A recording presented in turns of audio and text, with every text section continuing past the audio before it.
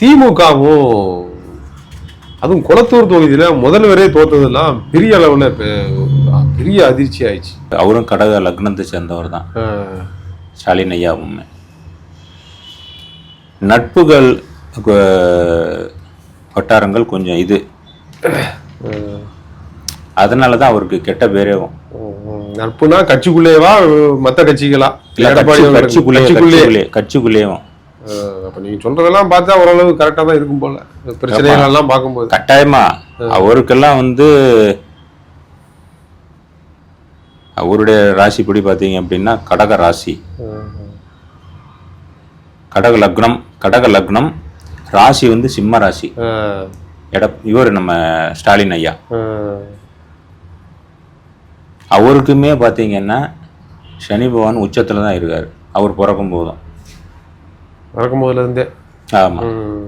இப்போ பாத்தீங்க அப்படின்னா அதே நேரம் அங்க 9ஆம் இடத்துல தான் சனி பகவான் இருக்காரு,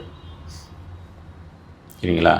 இப்ப இந்த குரு இங்க வரும்போது அவருக்குமே ஒரு நல்ல ஒரு முன்னேற்றம் எல்லாம் இருக்கும். கட்சியிலையும் சரி இப்போ நல்ல முன்னேற்றம் இருக்கும். இப்போ காலகட்டம் பார்த்தீங்க அப்படின்னா கிரகங்களுடைய தசா புத்திகள் தான்.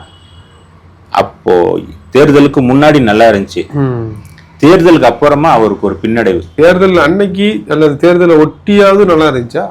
அப்ப நல்லா இருந்தது. தேர்தலுக்கு முன்னாடி நல்லா இருந்துச்சு, தேர்தல் அன்னைக்கு எப்படி இருந்தது? அந்த டைம் எல்லாம் நல்லா இருந்தது.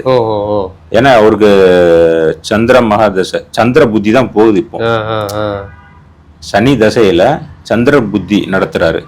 அதான் எதிர்கட்சியாவது வர முடிஞ்சிருக்கு. ஆமா, அவரு சில கிரகங்களுடைய அமைப்பு தான். அவரு இப்போ தோல்வி அடைஞ்சது ஒரு வகையில் நல்லதுதான். ஒண்ணு பதவி போகணும், இல்ல அப்படின்னா அவருக்கு அவப்பேர் நடக்கணும்னு இருக்கு. சரிங்களா? சரி சரி சரி. அப்ப பதவி போனது நல்லது நம்ம நினைச்சுக்கோ. நல்ல விஷயம், நல்ல விஷயம்.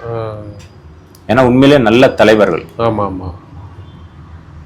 அவர் பதவி போனதுனால ஒண்ணு வருத்தப்பட தேவையில்லை. அவரு இன்னும் மிகப்பெரிய அளவுக்கு எந்திரிச்சு வருவார் அரசியல்ல. சில சில காரணத்தினாலதான் இப்போ ஒரு தொகுதியில 10 பேர் நிக்கிறாங்க. இந்த 10 பேர்ல யாரா ஒருத்தர் தான் வெற்றி அடைய முடியும்.